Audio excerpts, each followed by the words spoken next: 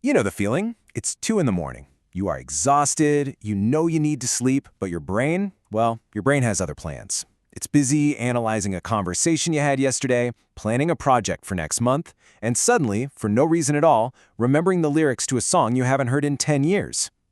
If this sounds a little too familiar, you're in the right place. Today, we're going to dig into why some of the most active and brilliant minds can be the absolute worst at just switching off.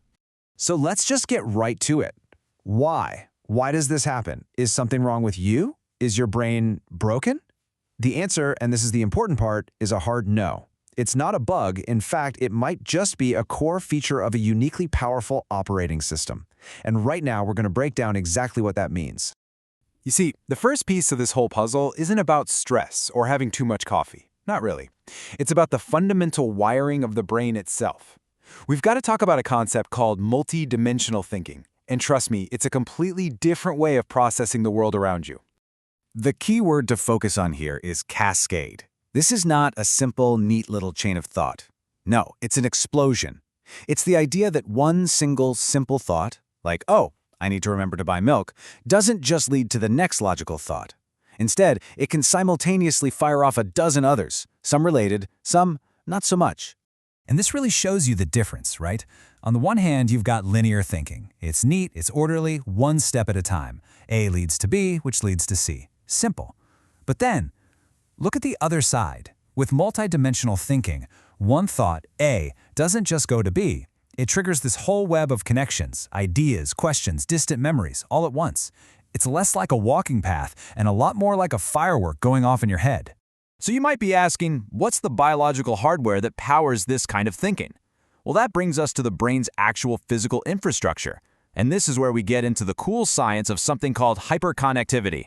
And get this isn't just a metaphor. Research suggests that some brains literally have more neural pathways. Think of it like a city's road system. A standard brain might have a decent set of roads, right? But a hyper-connected brain has this massive network of multi-lane superhighways, winding back roads, and high-speed tunnels. Information doesn't just get from point A to point B, it gets everywhere, pretty much instantly. Okay, to make this even clearer, let's use an analogy that I think we can all get on board with. For the next few minutes, I want you to stop thinking of your mind as an organ, and instead, picture it as a super high-powered internet browser. This is really the key to understanding all that late-night mental chaos. So here's how it works. Every single thought you have, that's an open tab. Simple enough. But in a hyper-connected brain, clicking on just one hyperlink, say a memory or a new idea, it doesn't just open one new tab. Oh no. Thanks to that fiber optic internet speed, it instantly opens 20, 50, maybe even 100 tabs, all branching off from that initial click. Now imagine trying to shut that browser down for the night. All right, so now we have our two key ingredients, that multidimensional thinking style and the hyper-connected brain that's powering it all. So let's put them together and see exactly why this creates the perfect storm for a restless mind, especially when everything else gets quiet.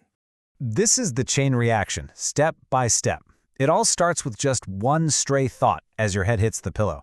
But because of that hyperconnectivity, that one little thought ignites a whole web of others. And your brain, being the magnificent problem-solving machine that it is, doesn't just watch these thoughts go by. It engages with them. It tries to organize them, to create from them.